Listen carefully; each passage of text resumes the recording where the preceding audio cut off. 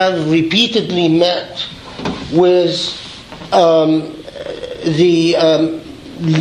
leaders and the actual makers of the uprising in to talk about a transitional government. Now, of course, the old tired. All those Arabs are irrational. These Arabs are crazy. If you give them a chance, they'll always choose some fanatic to represent them because they can't be trusted with democracy. Blah blah blah. If so, I don't know why the heck we've invaded Iraq because we could have never handled democracy anyway. Which most of the people who espouse a view that Arabs are fundamentally, by nature, flawed. Supported the invasion of Iraq because they thought democracy would be wonderful for Iraq and Afghanistan, and so I mean, that idea is I call it. I mean, not that I'm saying that that's the idea you're espousing, but the type of idea that a good representative of is this fellow, huh? Richard Cohen? Yeah, Richard Cohen, this guy who wrote this very silly article about, what was the title even? Democratic Egypt or a state of hate. Yeah, frankly, I find this stuff racist, bigoted, repulsive. And like all bigoted, Islamophobic, racist material, I don't bother with it. Okay, I've seen at least 3 hands previous, and I'm going to just sort of take a cue, but I'm actually going to take the moderator's prerogative to also ask a question that arises from some of this discussion and from your presentation, Khaled. So I wonder if you might say something about the role that social media has played here. The reason I'm saying this is you pointed out multiple times that the leadership here of this movement are really young people responding to a set of conditions. And there have been a tremendous number of movements in Egypt in the last 2 years around social media. First, when cell phone videos were used to depict torture and expose the democratic regime institutions for what they are. And more recently, when a Facebook page was put together in the name of a 28-year-old man who was beaten to death openly by police, Khaled Said in Alexandria. It was that Facebook page that led to the call for protests that has led to what we're seeing today. So it went from a very small spark.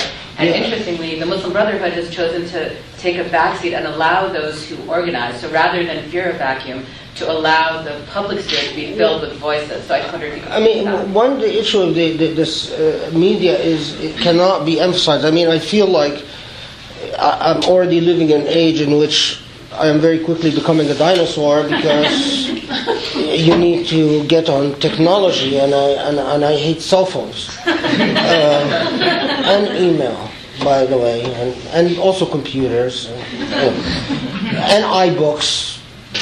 Anyone that uses iBooks is committing blasphemy. These are books, people. Okay.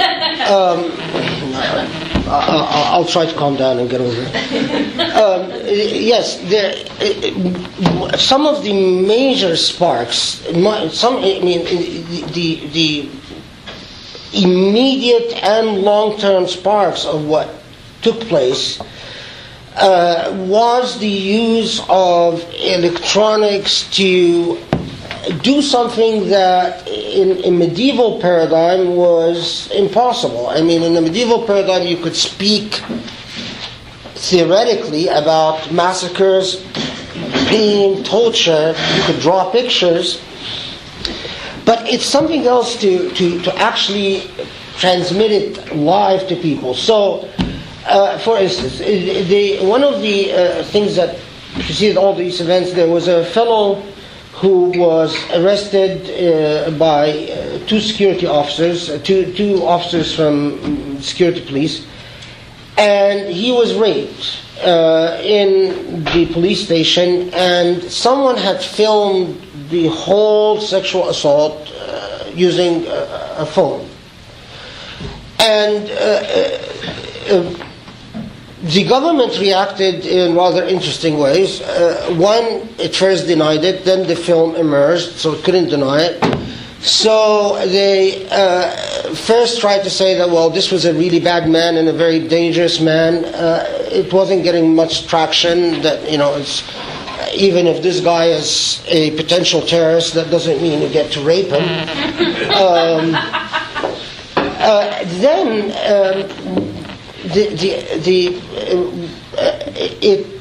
The government did something which, is just one in a long list of very arrogant and very insolent things, is that it actually charged the officer who committed, the two officers, but one gave them a prison sentence of, I think, 2 years, which they got to serve in the comfort of their home. They would go to prison, click in, and then go home. And then after they were done with the 2 years, they were reinstated in the police. And when the chief of the police was asked about it, was asked, how could you reinstate these officers? He said, we all learn from our mistakes. What type of precedent you're creating in society? Furthermore, there was another sort of leaked phone image where police officers ordered a woman, little is known about her, to strip naked. It was just a horrible, whole horrible thing. Another in which the officers took a fellow that had crossed them somehow, dressed him up in women's clothes, and marched him in the street, insulting and beating him and so on. And the government's reaction for the vast majority of incidents like this was not to prosecute anything, was in fact to defend the police station, the police carte blanche. But second, it reacted by banning all cell phones from all police stations. So, there you go, that's a solution to the problem. In the case of Khaled Said, the confidence and the arrogance of the regime had gotten to a point where here there wasn't even, you didn't need someone to film. They went, attacked this kid, Khaled Said, by the way, from an internet cafe. And their biggest grievance was that he was a blogger, being suspected blogger, and beat him to death in public. And many of the useful organizations that emerged, that are now at the forefront of the revolution, were organizations that formed around one or more of these events. So we have an organization called the We Are All Khaled Said. That's one of the main organizations that, one of the most common things one of the most common slogans on banners during the revolution is the prohibition of torture. And we want our dignity. Awzin karametna. For all Egyptians, and I defy you and I encourage you to do this, go to anyone that you know who's Egyptian and say, what is the one thing that the events of Egypt is making you feel right now? And they'll say dignity. And yes, for the first time, as an Egyptian and every other Egyptian I know, we feel alive. For once, we are not just a footnote to some geopolitical interest or some subservient consideration to some higher cause, such as the threat from Iran or the best interest of Israel or whatever. Egyptians matter as Egyptians, as human beings, as all people have a right to. And that's a very good point. Okay, we're going to take 3 questions at a time just to give Professor Al Fadl the chance to answer. So you, sir, and then you, Maurizio, and then you, sir, please. I've heard in the press that people are comparing this to Eastern Europe in 1989, or others saying this could be Iran in 1979. Is there an appropriate historical analogy that you think would? Well, I mean, Iran... Well, can we take all 3, Khaled? I'm sorry. Okay, yeah, go ahead.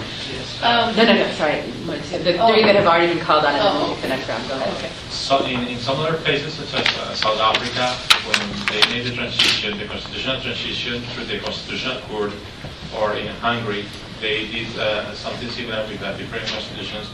They used the transition of the present government, but after considering all that you have told today about corruption, the role of women, the dignity you feel as Egyptian, do you think that does Egypt need a change of government or a change of system of government to define the nation to redefine the nation itself? Yes. Yeah.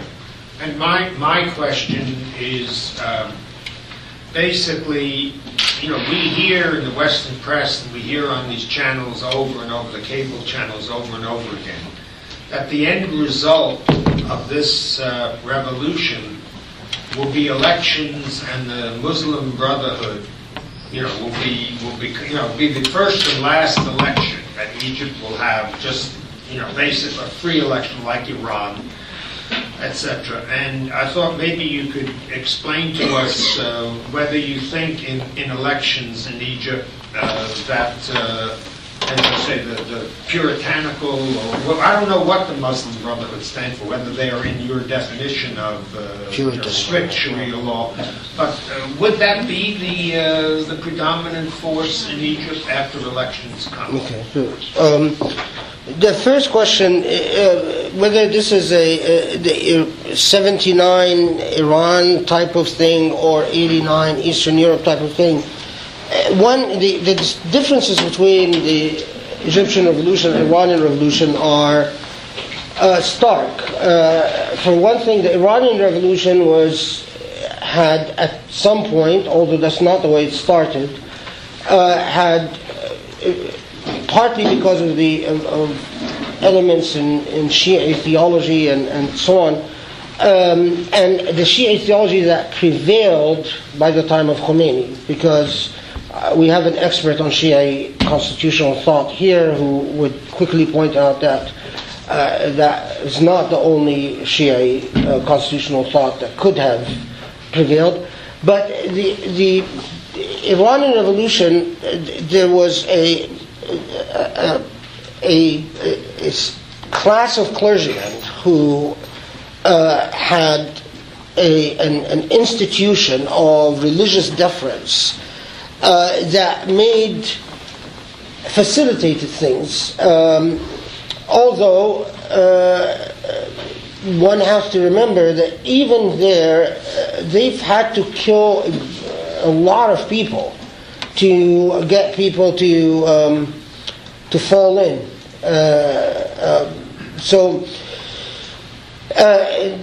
But there's a very important factor as to whether this ends up in Eastern Europe type thing or an Iran type thing, is that revolutions are often affected by various internal dynamics, such as class structure, ideological climate, a realistic sense of expectations. But at least in my view, and in the view of